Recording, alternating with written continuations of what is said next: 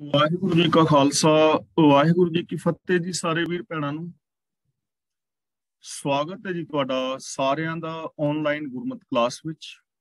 ਜਿਵੇਂ ਕਿ ਆਪ ਸਾਰਿਆਂ ਨੂੰ ਪਤਾ ਹੈ, ਕੁਝ ਦਿਨ ਤੋਂ ਅਸੀਂ ਗੂਜਰੀ ਕੀ ਵਾਰ ਦੀ ਵਿਚਾਰ ਆਪਸ ਦੇ ਅੰਦਰ ਸਾਂਝੀ ਕਰਕੇ ਜੀਵਨ ਜੁਗਤ ਸਿੱਖਣ ਦਾ ਯਤਨ ਕਰ ਰਹੇ ਹਾਂ।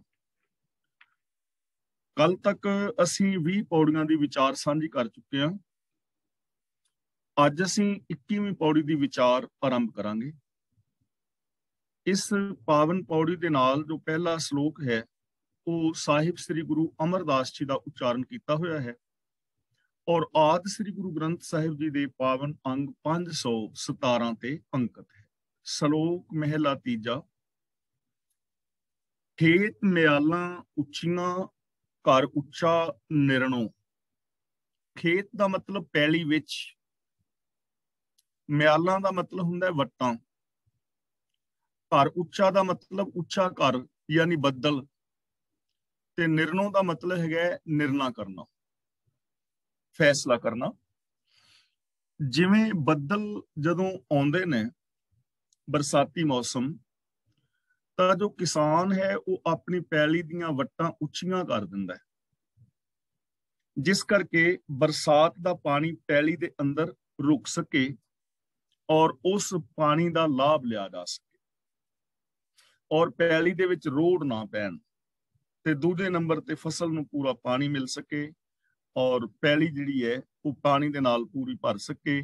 ਇਸ ਲਈ ਕਿਸਾਨ ਆਪਣੀਆਂ ਵੱਟਾਂ ਮਜ਼ਬੂਤ ਕਰ ਦਿੰਦੇ ਨੇ ਬੱਦਲਾਂ ਨੂੰ ਵੇਖ ਕੇ। ਅਗਲਾ ਬਚਨ ਗੁਰੂ ਜੀ ਕਰਦੇ ਨੇ, ਮਹਿਲ ਭਗਤੀ ਘਰ ਸਰੈ, ਸੱਜਣ ਪਾਹੁਣਿਓ।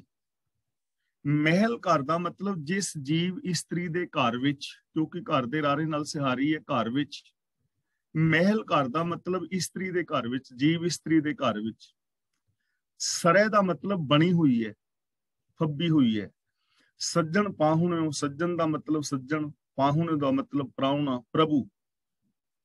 ਤਾਂ ਗੁਰੂ ਪਾਤਸ਼ਾਹ ਜੀ ਕਹਿੰਦੇ ਨੇ, ਤਿਵੇਂ ਜਿਸ ਹਿਰਦੇ ਇਸਤਰੀ ਦੇ ਹਿਰਦੇ ਵਿੱਚ ਪ੍ਰੇਮ ਦਾ ਉਛਾਲਾ ਆਉਂਦਾ ਹੈ, ਉਸ ਹਿਰਦੇ ਘਰ ਦੇ ਅੰਦਰ ਪ੍ਰਭੂ ਆਣ ਕੇ ਟਿਕਦਾ ਹੈ। ਹੁਣ ਇੱਥੇ ਦੋ ਮਿਸਾਲਾਂ ਦਿੱਤੀਆਂ ਨੇ। ਇੱਕ ਮਿਸਾਲ ਤਾਂ ਦਿੱਤੀ ਹੈ ਕਿ ਜਦੋਂ ਬੱਦਲ ਬਣਦਾ ਹੈ ਤਾਂ ਕਿਸਾਨ ਜੋ ਹੈ ਆਪਣੀ ਪੈਲੀ ਦੀਆਂ ਵੱਟਾਂ ਉੱਚੀਆਂ ਕਰਦਾ ਹੈ, ਜਿਸ ਕਰਕੇ ਉੱਥੇ ਪਾਣੀ ਰੁਕਦਾ ਹੈ, ਯਾਨੀ ਪਾਣੀ ਉਹਨਾਂ ਪੈਲੀਆਂ ਦੇ ਵਿੱਚ ਰੁਕੇਗਾ ਜਿਨ੍ਹਾਂ ਦੀਆਂ ਵੱਟਾਂ ਉੱਚੀਆਂ ਔਰ ਮਜ਼ਬੂਤ ਨੇ। ਦੂਜੀ ਗੱਲ ਮਿਸਾਲ ਦਿੱਤੀ ਹੈ ਪ੍ਰਾਹੁਣੇ ਦੀ। ਹੁਣ ਪ੍ਰਾਹੁਣੇ ਤੇ ਆਮ ਘਰਾਂ ਵਿੱਚ ਆਉਂਦੇ ਨੇ, ਕਈਆਂ ਵਿੱਚ ਘੱਟ, ਕਈਆਂ ਵਿੱਚ ਵੱਧ। ਔਰ ਪ੍ਰਾਹੁਣੇ ਕਿਹਨਾਂ ਦੇ ਘਰ ਵਿੱਚ ਆਉਂਦੇ ਨੇ ਜਾਂ ਕਿਹਨਾਂ ਦੇ ਘਰ ਵਿੱਚ ਰੁਕਦੇ ਨੇ? ਜਿਸ ਘਰ ਦੇ ਅੰਦਰ ਜੋ ਇਸਤਰੀ ਹੈ ਉਹ ਭਗਤੀ ਭਾਵ ਵਾਲੀ ਹੈ, ਜਿਹਦਾ ਸੁਭਾਅ ਚੰਗਾ ਹੈ, ਜਾਂ ਘਰ ਦੇ ਮਾਲਕ ਦਾ ਸੁਭਾਅ ਚੰਗਾ ਹੈ, ਮਿਲਵਰਤਨ ਚੰਗਾ ਹੈ। ਜੇ ਮਿਲਵਰਤਨ ਚੰਗਾ ਹੈ ਤਾਂ ਉਸ ਘਰ ਦੇ ਅੰਦਰ ਹੀ ਪ੍ਰਾਹੁਣੇ ਆਉਣਗੇ ਵੀ ਔਰ ਠਹਿਰਨਗੇ ਵੀ। ਤੇ ਜੇ ਘਰ ਦੀ ਮਾਲਕਣ ਜਾਂ ਘਰ ਦੇ ਮਾਲਕ ਦਾ ਸੁਭਾਅ ਠੀਕ ਨਹੀਂ, ਮਿਲਵਰਤਨ ਠੀਕ ਨਹੀਂ, ਉੱਥੇ ਆਏ ਗਏ ਦੀ ਕਦਰ ਨਹੀਂ ਹੈ, ਤਾਂ ਉਸ ਘਰ ਦੇ ਅੰਦਰ ਕੋਈ ਪ੍ਰਾਹੁਣਾ ਮਹਿਮਾਨ ਆਏਗਾ ਨਹੀਂ। ਜੇ ਆਏਗਾ ਵੀ ਤਾਂ ਉਹ ਚਲਾ ਜਾਏਗਾ, ਰੁਕੇਗਾ ਨਹੀਂ। ਰੁਕੇਗਾ ਉੱਥੇ ਜਿੱਥੇ ਉਹਨੂੰ ਪਿਆਰ ਮੁਹੱਬਤ ਮਿਲੇਗਾ। ਹੁਣ ਇਹ ਦੋ ਮਿਸਾਲਾਂ ਲੈ ਕੇ ਸਾਨੂੰ ਸਮਝਾਇਆ ਜਾ ਰਿਹਾ ਹੈ ਕਿ ਜੋ ਪ੍ਰਭੂ ਹੈ ਉਹ ਵੀ ਉਸ ਘਰ ਦੇ ਅੰਦਰ ਹੀ ਰੁਕੇਗਾ ਜਿੱਥੇ ਸ਼ਰਧਾ ਹੋਏਗੀ, ਜਿੱਥੇ ਪਿਆਰ ਹੋਏਗਾ, ਜਿੱਥੇ ਤਾਂਘ ਹੋਏਗੀ, ਜਿੱਥੇ ਵਿਸ਼ਵਾਸ ਹੋਏਗਾ। ਹੁਣ ਜੇ ਸਾਡੇ ਮਨ ਦੀਆਂ ਵੱਟਾਂ ਹੀ ਉੱਚੀਆਂ ਨਹੀਂ ਪਿਆਰ ਦੀਆਂ, ਸਾਡੇ ਅੰਦਰ ਪਿਆਰ ਮੁਹੱਬਤ ਨਹੀਂ ਹੈ ਰੱਬੀ ਗੁਣਾਂ ਵਾਸਤੇ, ਤਾਂ ਫਿਰ ਸਾਡੇ ਅੰਦਰ ਉਹ ਗੁਣ ਠਹਿਰ ਨਹੀਂ ਸਕਣਗੇ। ਰੱਬ ਸਾਡੇ ਹਿਰਦੇ ਦੇ ਅੰਦਰ ਟਿਕ ਨਹੀਂ ਪਾਏਗਾ। ਟਿਕੇਗਾ ਉਹਨਾਂ ਦੇ ਹਿਰਦੇ ਵਿੱਚ ਜਿਨ੍ਹਾਂ ਦੇ ਹਿਰਦੇ ਵਿੱਚ ਪਿਆਰ ਹੋਏਗਾ, ਪਿਆਰ ਦੀਆਂ ਵੱਟਾਂ ਉੱਚੀਆਂ ਹੋਣਗੀਆਂ। ਇਹ ਗੱਲ ਨੂੰ ਥੋੜਾ ਜਿਹਾ ਆਸਾਨੀ ਨਾਲ ਸਮਝ ਲੈਣਾ।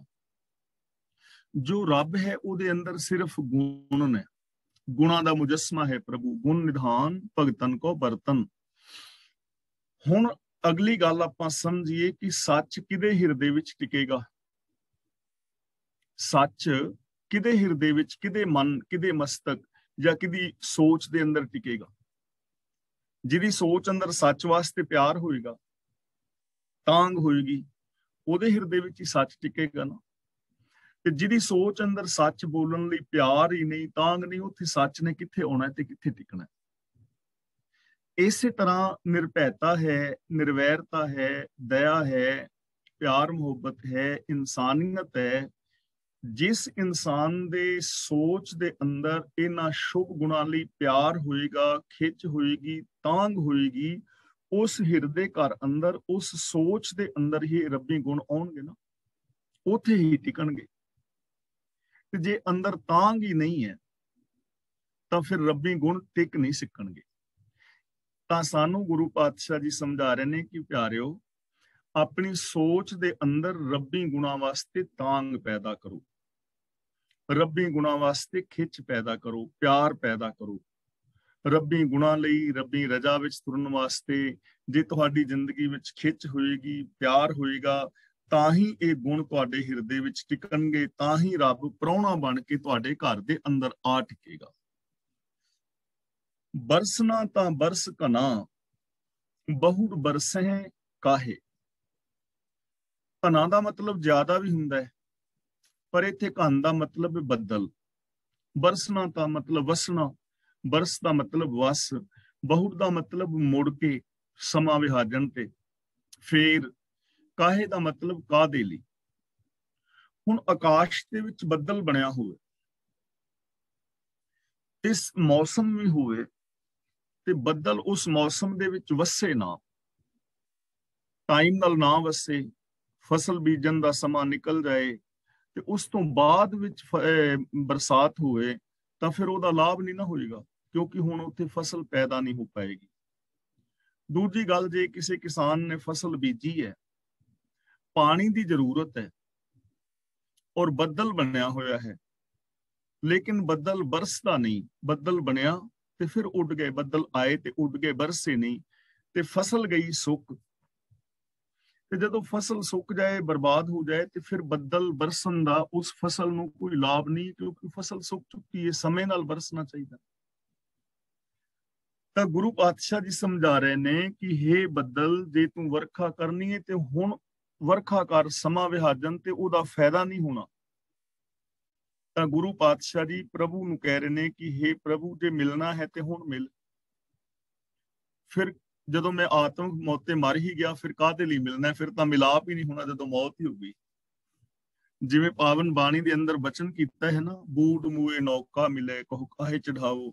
ਜਦੋਂ ਕੋਈ ਬੰਦਾ ਨਦੀ ਦੇ ਵਿੱਚ ਡੁੱਬ ਰਿਹਾ ਹੈ ਔਰ ਉਹ ਪੁਕਾਰ ਕਰੇ ਕਿ ਮੈਨੂੰ ਬਚਾਓ ਬਚਾਓ, ਉਦੋਂ ਤਾਂ ਉਹਨੂੰ ਕੋਈ ਬਚਾਏ ਨਾ, ਤੇ ਜਦੋਂ ਡੁੱਬ ਕੇ ਮਰ ਜਾਏ, ਉਹਦੀ ਲਾਸ਼ ਨੂੰ ਫਿਰ ਭਾਵੇਂ ਕਿਸ਼ਤੀਆਂ ਵਿੱਚ ਧਰੀ ਫਿਰੋ, ਜਹਾਜ਼ ਵਿੱਚ ਧਰੀ ਫਿਰੋ, ਉਹਦਾ ਫਾਇਦਾ ਨਹੀਂ ਨਾ, ਹੁਣ ਤੇ ਮਰ ਹੀ ਗਿਆ ਹੈ। ਸਾਨੂੰ ਆਮ ਕਿਹਾ ਜਾਂਦਾ ਹੈ ਕਿ ਤੁਹਾਨੂੰ ਮੁਕਤੀ ਮਰਨ ਤੋਂ ਬਾਅਦ ਮਿਲੇਗੀ। ਜਦੋਂ ਮਰਾਂਗੇ ਤੇ ਮਰਨ ਤੋਂ ਬਾਅਦ ਮੁਕਤੀ ਮਿਲੇਗੀ, ਮਰਨ ਤੋਂ ਬਾਅਦ ਸਵਰਗ ਮਿਲੇਗਾ, ਮਰਨ ਤੋਂ ਬਾਅਦ ਜੰਨਤ ਮਿਲੇਗੀ, 72 ਹੂਰਾਂ ਮਿਲਣਗੀਆਂ, ਉੱਥੇ ਸ਼ਹਿਦ ਦੀਆਂ ਨਦੀਆਂ ਵਗ ਰਹੀਆਂ ਨੇ, ਅੰਗੂਰਾਂ ਦੀ ਸ਼ਰਾਬ ਦੀਆਂ ਨਦੀਆਂ ਵਗ ਰਹੀਆਂ ਨੇ, ਉੱਥੇ ਬੇਮੌਸਮੇ ਫਲ ਨੇ, 36 ਕਿਸਮ ਦੇ ਫਲ ਫਰੂਟ ਨੇ, 36 ਕਿਸਮ ਦੇ ਖਾਣੇ ਨੇ, ਤੇ ਹੁਣ ਭੁੱਖੇ ਮਰ ਰਹੇ ਆ। ਹੁਣ ਜ਼ਿੰਦਗੀ ਦੇ ਅੰਦਰ ਕਲੇਸ਼ ਬਣਿਆ ਹੋਇਆ ਹੈ, ਹੁਣ ਮੈਂ ਦੁਖੀ ਔਰ ਪਰੇਸ਼ਾਨ ਹਾਂ, ਤੇ ਮਰਨ ਤੋਂ ਬਾਅਦ ਵਾਲੇ ਸਵਰਗ ਦਾ ਮੈਂ ਕੀ ਕਰਨਾ? ਮਰਨ ਤੋਂ ਬਾਅਦ ਵਾਲੀ ਮੁਕਤੀ ਦਾ ਮੈਂ ਕੀ ਕਰਨਾ? ਮੈਨੂੰ ਤੇ ਮੁਕਤੀ ਹੁਣ ਚਾਹੀਦੀ। ਮੂਏ ਹੋਏ ਜੋ ਮੁਕਤ ਦੇਹੋਗੇ, ਮੁਕਤ ਨਾ ਜਾਣੈ ਕੋਈ ਲਾ। ਭਗਤ ਨਾਮਦੇਵ ਕਹਿੰਦੇ ਨੇ, ਹੇ ਪ੍ਰਭੂ, ਮਰਨ ਤੋਂ ਬਾਅਦ ਜੇ ਮੈਨੂੰ ਮੁਕਤੀ ਦੇਂਗਾ ਤੇ ਉਸ ਮੁਕਤੀ ਨੂੰ ਕੌਣ ਜਾਣਦਾ ਕਿ ਮੈਨੂੰ ਮਿਲੀ ਹੈ ਕਿ ਨਹੀਂ ਮਿਲੀ, ਮੁਕਤ ਹੋਇਆ ਕਿ ਨਹੀਂ ਮਿਲਿਆ ਹੋਇਆ। ਇਸ ਲਈ ਮੈਨੂੰ ਹੁਣ ਮੁਕਤ ਕਰ, ਮੈਨੂੰ ਹੁਣ ਜ਼ਰੂਰਤ ਹੈ, ਹੁਣ ਮਿਲ।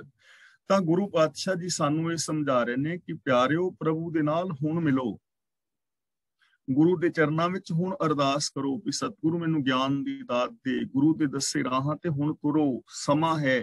ਜੇ ਸਮਾਂ ਨਿਕਲ ਗਿਆ ਤੇ ਫਿਰ ਉਹਦਾ ਲਾਭ ਕੀ ਹੋਣਾ? ਕੁਛ ਵੀ ਨਹੀਂ, ਜਦੋਂ ਆਤਮਿਕ ਮੌਤ ਤੇ ਮਰ ਹੀ ਗਏ। ਤਾਂ ਇਹ ਸਤਿਗੁਰੂ, ਨਾਮ ਦੀ ਵਰਖਾ ਕਰਨੀ ਹੈ ਤਾਂ ਹੁਣ ਵਰਖਾ ਕਰ। ਮੇਰੀ ਉਮਰ ਵਿਹਾ ਜਾਣ ਤੇ ਫਿਰ ਕਾਹਦੇ ਲਈ ਵਰਖਾ ਕਰੇਗਾ? ਭਾਵ ਉਹਦਾ ਫਿਰ ਲਾਭ ਨਹੀਂ ਹੋਣਾ ਜੇ ਸਮਾਂ ਨਿਕਲ ਜਾਏ। ਅੱਜ ਸਾਡੇ ਕੋਲ ਸਮਾਂ ਹੈ, ਤਾਂ ਅੱਜ ਜੇ ਅਸੀਂ ਖੁਸ਼ ਨਹੀਂ, ਪ੍ਰਸੰਨ ਨਹੀਂ, ਅੱਜ ਜੇ ਅਸੀਂ ਸ਼ੁਭ ਗੁਣਾਂ ਦੇ ਨਾਲ ਨਹੀਂ ਜੁੜੇ, ਤੇ ਜਦੋਂ ਇਹ ਅੱਜ ਬੀਤ ਗਿਆ, ਇਹ ਕੱਲ ਬਣ ਗਿਆ, ਤਾਂ ਫਿਰ ਤਾਂ ਸਾਡੇ ਪੱਲੇ ਪਛਤਾਵਾ ਰਹਿ ਜਾਣਾ। ਤਾਂ ਇੱਥੇ ਸਾਨੂੰ ਕਿਹਾ ਜਾ ਰਿਹਾ ਹੈ ਕਿ ਹਰ ਸਮੇਂ ਨੂੰ ਯੂਜ਼ ਚੰਗੀ ਤਰ੍ਹਾਂ ਕਰੋ, ਇੱਕ ਪਲ ਵੀ ਆਪਣੀ ਜ਼ਿੰਦਗੀ ਦਾ ਵਿਅਰਥ ਨਾ ਕਰਵਾਓ, ਕਿਉਂਕਿ ਜਿਹੜਾ ਪਲ ਬੀਤ ਗਿਆ, ਉਸ ਪਲ ਨੇ ਮੁੜ ਕੇ ਤੁਹਾਡੇ ਹੱਥ ਨਹੀਂ ਆਉਣਾ। ਨਾਨਕ ਤਿਨ ਬਲਿਹਾਰਣੈ ਜਿਨ ਗੁਰਮੁਖ ਪਾਇਆ ਮਨ ਮਾਹੇ। ਗੁਰਮੁਖ ਦਾ ਮਤਲਬ ਗੁਰੂ ਦੇ ਰਾਹੀਂ, ਤਿੰਨ ਬਲਿਹਾਰਣੈ ਦਾ ਮਤਲਬ ਮੈਂ ਉਹਨਾਂ ਤੋਂ ਸਦਕੇ ਜਾਂਦਾ ਹਾਂ। ਪਾਇਆ ਮਨ ਮਾਹੇ ਦਾ ਮਤਲਬ ਜਿਨ੍ਹਾਂ ਨੇ ਹਿਰਦੇ ਵਿੱਚ ਹੀ ਪ੍ਰਭੂ ਨੂੰ ਪਾ ਲਿਆ। ਪਾ ਲਿਆ ਦਾ ਮਤਲਬ ਲੱਭ ਲਿਆ। ਮੈਂ ਸਦਕੇ ਹਾਂ ਉਹਨਾਂ ਤੋਂ ਜਿਨ੍ਹਾਂ ਇਨਸਾਨਾਂ ਨੇ ਗੁਰੂ ਦੇ ਜਰੀਏ, ਗੁਰੂ ਦੀ ਸ਼ਰਨ ਵਿੱਚ ਪੈ ਕੇ, ਗੁਰੂ ਦੇ ਦੱਸੇ ਰਾਹ ਤੇ ਚੱਲ ਕੇ ਆਪਣੇ ਹਿਰਦੇ ਵਿੱਚੋਂ ਹੀ ਪ੍ਰਭੂ ਨੂੰ ਪਾ ਲਿਆ, ਪ੍ਰਭੂ ਨੂੰ ਲੱਭ ਲਿਆ, ਪ੍ਰਭੂ ਨੂੰ ਪ੍ਰਗਟ ਕਰ ਲਿਆ। ਉਹਨਾਂ ਤੋਂ ਕੁਰਬਾਨ ਜਾ ਰਹੇ ਨੇ। ਤਾਂ ਇਹਦਾ ਮਤਲਬ ਹਰ ਇਨਸਾਨ ਦੇ ਅੰਦਰ ਇਹ ਪੋਸੀਬਿਲਿਟੀ ਹੈ, ਸੰਭਾਵਨਾ ਹੈ ਕਿ ਹਰ ਇਨਸਾਨ ਗੁਰੂ ਦੀ ਮੱਤ ਦਾ ਧਾਰਨੀ ਹੋ ਕੇ ਆਪਣੀ ਸੋਚ ਦੇ ਅੰਦਰੋਂ ਜਦੋਂ ਵੀ ਚਾਹੇ ਉਦੋਂ ਉਹ ਸ਼ੁਭ ਗੁਣਾਂ ਨੂੰ ਪ੍ਰਗਟ ਕਰ ਸਕਦਾ ਹੈ, ਰੱਬ ਨੂੰ ਪ੍ਰਗਟ ਕਰ ਸਕਦਾ ਹੈ। ਰੱਬ ਤੁਹਾਡੇ ਅੰਦਰ ਗੁਣ ਸਰੂਪ ਦੇ ਅੰਦਰ ਹਰ ਵਕਤ ਮੌਜੂਦ ਹੈ। ਜਦੋਂ ਮਰਜ਼ੀ ਤੁਸੀਂ ਸੱਚ ਬੋਲਣਾ ਸ਼ੁਰੂ ਕਰ ਦਿਓ, ਜਦੋਂ ਮਰਜ਼ੀ ਦਇਆ ਕਰਨੀ ਸ਼ੁਰੂ ਕਰੋ, ਪਿਆਰ ਦੇ ਨਾਲ ਰਹਿਣਾ ਸ਼ੁਰੂ ਕਰੋ, ਨਿਰਭੈਤਾ ਨਿਰਵੈਰਤਾ ਵਾਲੀ ਜ਼ਿੰਦਗੀ ਸ਼ੁਰੂ ਕਰੋ। ਕੋਈ ਸਮਾਂ ਥੋੜੀ ਕਿ ਇਸ ਸਮੇਂ ਨਹੀਂ ਹੋ ਸਕਦਾ, ਹੁਣ ਤੇ ਦੁਪਹਿਰ ਹੋ ਗਈ, ਹੁਣ ਸੱਚ ਥੋੜੀ ਬੋਲਿਆ ਜਾ ਸਕਦਾ ਹੈ, ਜਾਂ ਹੁਣ ਤੇ ਸ਼ਾਮ ਪੈ ਗਈ ਹੈ, ਇਸ ਟਾਈਮ ਕੋਈ ਸੇਵਾ ਥੋੜੀ ਹੋ ਸਕਦੀ ਹੈ। ਯਾਨੀ ਕਹਿਣ ਤੋਂ ਮੁਰਾਦ ਇਹ ਹੈ ਕਿ ਜ਼ਿੰਦਗੀ ਦੇ ਅੰਦਰ ਹਰ ਸਮੇਂ ਬੰਦਾ ਸ਼ੁਭ ਗੁਣਾਂ ਵਾਲੀ ਜ਼ਿੰਦਗੀ ਜੀ ਸਕਦਾ ਹੈ, ਆਪਣੇ ਅੰਦਰੋਂ ਪ੍ਰਭੂ ਨੂੰ ਪ੍ਰਗਟ ਕਰ ਸਕਦਾ ਹੈ, ਗੁਣਾਂ ਨੂੰ ਪ੍ਰਗਟ ਕਰ ਸਕਦਾ ਹੈ। ਤਾਂ ਗੁਰੂ ਜੀ ਕਹਿ ਰਹੇ ਨੇ ਮੈਂ ਉਹਨਾਂ ਤੋਂ ਵਾਰ ਨੇ ਸਦਕੇ ਹਾਂ ਜਿਨ੍ਹਾਂ ਨੇ ਗੁਰੂ ਦੇ ਦੱਸੇ ਰਾਹਾਂ ਤੇ ਚੱਲ ਕੇ ਆਪਣੇ ਮਨ ਦੇ ਅੰਦਰੋਂ ਪ੍ਰਭੂ ਨੂੰ ਪ੍ਰਗਟ ਕਰ ਲਿਆ ਹੈ।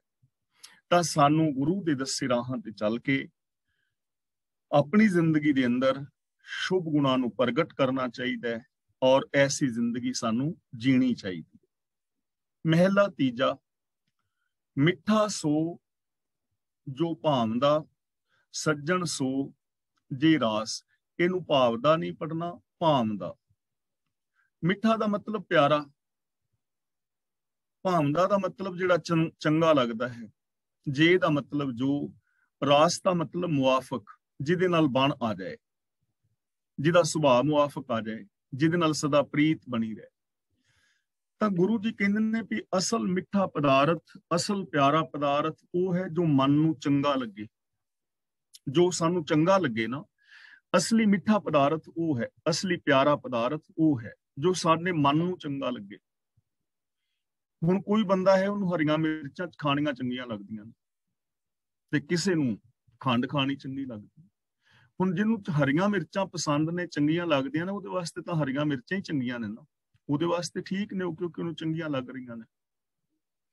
ਇਸੇ ਤਰ੍ਹਾਂ ਗੁਰੂ ਜੀ ਕਹਿੰਦੇ ਨੇ ਜਿਵੇਂ ਜਿਹੜਾ ਪਦਾਰਥ ਸਾਨੂੰ ਚੰਗਾ ਲੱਗਦਾ ਹੈ ਉਹ ਪਦਾਰਥ ਹੀ ਸਾਡੇ ਵਾਸਤੇ ਕੀਮਤੀ ਹੁੰਦਾ ਹੈ, ਉਹ ਪਿਆਰਾ ਲੱਗਦਾ ਹੈ, ਜਿਹੜਾ ਸਾਡੇ ਮਨ ਨੂੰ ਭਾਉਂਦਾ ਹੈ। ਇਹ ਆਮ ਗੱਲ ਹੈ। ਤੇ ਸੱਜਣ ਵੀ ਉਹੀ ਹੈ ਜਿਹਦੇ ਨਾਲ ਬਣ ਆ ਜਾਏ। ਹੁਣ ਜਿਸ ਸੱਜਣ ਦੇ ਨਾਲ ਬਣ ਨਹੀਂ, ਜਿਸ ਬੰਦੇ ਦਾ ਸੁਭਾਅ ਜਾਂ ਮਿਲਵਰਤਨ ਇਮਾਨਦਾਰੀ ਵਾਲਾ ਨਹੀਂ ਹੈ, ਜੋ ਵਿਸ਼ਵਾਸ ਦਾ ਪਾਤਰ ਨਹੀਂ, ਜਿਸ ਬੰਦੇ ਤੇ ਸਾਨੂੰ ਵਿਸ਼ਵਾਸ ਨਹੀਂ ਹੈ, ਨਾ ਉਹਦੇ ਕਰੈਕਟਰ ਤੇ, ਨਾ ਉਹਦੇ ਬਿਹੇਵੀਅਰ ਤੇ, ਨਾ ਉਹਦੇ ਲੈਣ ਦੇਣ ਤੇ, ਤਾਂ ਕੀ ਉਸ ਸੱਜਣ ਦੇ ਨਾਲ ਸਾਡੀ ਨਿਭ ਸਕਦੀ ਹੈ? ਜਾਂ ਉਹ ਸੱਜਣ ਸਾਨੂੰ ਚੰਗਾ ਲੱਗ ਸਕਦਾ ਹੈ? ਬਿਲਕੁਲ ਵੀ ਨਹੀਂ। ਸੱਜਣ ਉਹ ਹੀ ਹੈ ਨਾ ਜਿਹਦੇ ਉੱਤੇ ਵਿਸ਼ਵਾਸ ਹੈ, ਜਿਹਦੇ ਨਾਲ ਪਿਆਰ ਹੈ, ਜਿਹਦਾ ਸੁਭਾਅ ਚੰਗਾ ਹੈ, ਜਿਹਦਾ ਕਰੈਕਟਰ ਚੰਗਾ ਹੈ, ਜਿਹਦਾ ਲੈਣ ਦੇਣ ਚੰਗਾ ਹੈ, ਜੋ ਸਾਡੇ ਸੁੱਖ ਦੁੱਖ ਦੇ ਅੰਦਰ ਸ਼ਾਮਲ ਹੁੰਦਾ ਹੈ। ਸੱਜਣ ਉਹ ਹੀ ਹੈ, ਉਹਨੂੰ ਹੀ ਅਸੀਂ ਚੰਗਾ ਸੱਜਣ ਕਹਿ ਸਕਦੇ ਹਾਂ। ਤਾਂ ਇਸੇ ਤਰ੍ਹਾਂ ਗੁਰੂ ਜੀ ਕਹਿੰਦੇ ਨੇ ਨਾਨਕ ਗੁਰਮੁਖ ਜਾਣੀਐ ਜਾ ਕੋ ਆਪ ਕਰੇ ਪ੍ਰਗਾਸ। ਇਸੇ ਤਰ੍ਹਾਂ ਗੁਰਮੁਖ ਨੂੰ ਕਿਹਾ ਜਾ ਸਕਦਾ ਹੈ ਜਿਹਦੇ ਅੰਦਰ ਪ੍ਰਭੂ ਆਪ ਚਾਨਣ ਕਰੇ।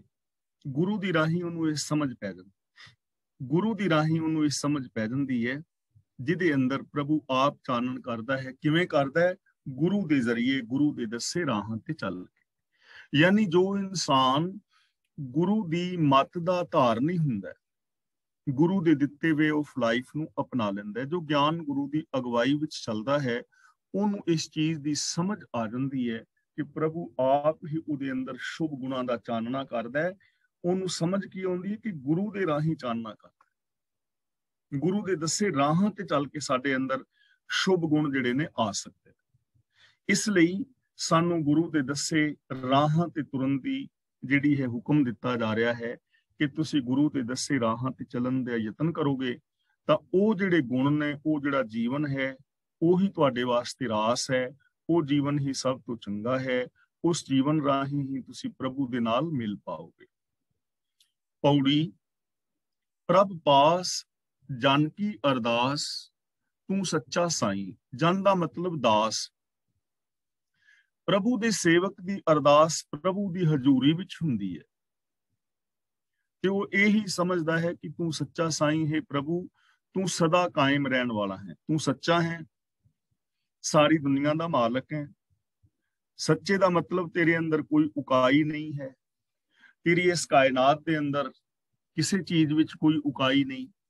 ਇਹ ਸਾਰਾ ਸੰਸਾਰ ਉਕਾਈ ਤੋਂ ਰਹਿਤ ਹੈ। ਸੱਚੇ ਤੇਰੇ ਖੰਡ, ਸੱਚੇ ਬ੍ਰਹਿਮੰਡ, ਸੱਚੇ ਤੇਰੇ ਲੋਕ, ਸੱਚੇ ਆਕਾਰ, ਸੱਚੇ ਤੇਰੇ ਕਰਨੇ, ਸਰਬ ਵਿਚਾਰ, यानी तेरी हर शय सच्ची है, उकाई तो रहत है, तू आप उकाई तो रहत है, तू बिल्कुल सच्चा है, तू सदा है और सदा थिर है, अविनाशी है। यही प्रभु दे प्यारे दी अरदास हुंदी है कि तू सच्चा है, तू सब दा मालक है। हुण ये अरदास करन दा अगला जिहड़ा भाव है वो ये है कि प्रभु दे सेवक दे मन दे अंदर ये है कि मैं तेरा दास हाँ, मैं तेरी हुक्म दे अंदर तुरन वाला हाँ। जदों तू सच्चा है ਤਾਂ ਮੈਨੂੰ ਵੀ ਸੱਚਾ ਹੋਣਾ ਪੈਣਾ ਹੈ। ਤੇਰੇ ਦੱਸੇ ਰਾਹਾਂ ਤੇ ਚੱਲ ਕੇ ਮੈਂ ਵੀ ਸੱਚਾ ਹੋ ਸਕਦਾ ਹਾਂ। ਮੇਰੀ ਜ਼ਿੰਦਗੀ ਚੋਂ ਹੀ ਉਕਾਈਆਂ ਨਿਕਲ ਸਕਦੀਆਂ ਨੇ। ਤੂੰ ਰਖਵਾਲਾ ਸਦਾ ਸਦਾ, ਹੁਣ ਤੁਧ ਧਿਆਈ।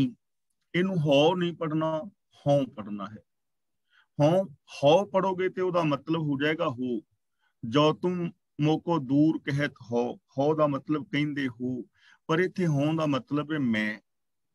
ਧਿਆਈ ਨਹੀਂ ਪੜਨਾ, ਧਿਆਈ ਦਾ ਮਤਲਬ ਹੋ ਜਾਏਗਾ ਕੋਈ ਚੀਜ਼ ਧਿਆਈ ਗਈ। ਇੱਥੇ ਪੜਨਾ ਹੈ ਧਿਆਈ, ਮੈਂ ਸਿਮਰਦਾ ਹਾਂ, ਮੈਂ ਧਿਆਉਂਦਾ ਹਾਂ, ਮੈਂ ਯਾਦ ਕਰਦਾ ਹਾਂ।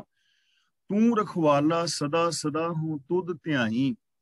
ਤੂੰ ਸਦਾ ਹੀ ਰਾਖੀ ਕਰਨ ਵਾਲਾ ਹੈ, ਮੇਰਾ ਰਕਸ਼ਕ ਹੈ। ਮੈਂ ਤੈਨੂੰ ਹੀ ਆਪਣੇ ਧਿਆਨ ਵਿੱਚ ਵਸਾਉਂਦਾ ਹਾਂ, ਮੈਂ ਤੇਰਾ ਹੀ ਧਿਆਨ ਧਰਦਾ ਹਾਂ, ਮੈਂ ਹਮੇਸ਼ਾ ਤੈਨੂੰ ਯਾਦ ਰੱਖਦਾ ਹਾਂ।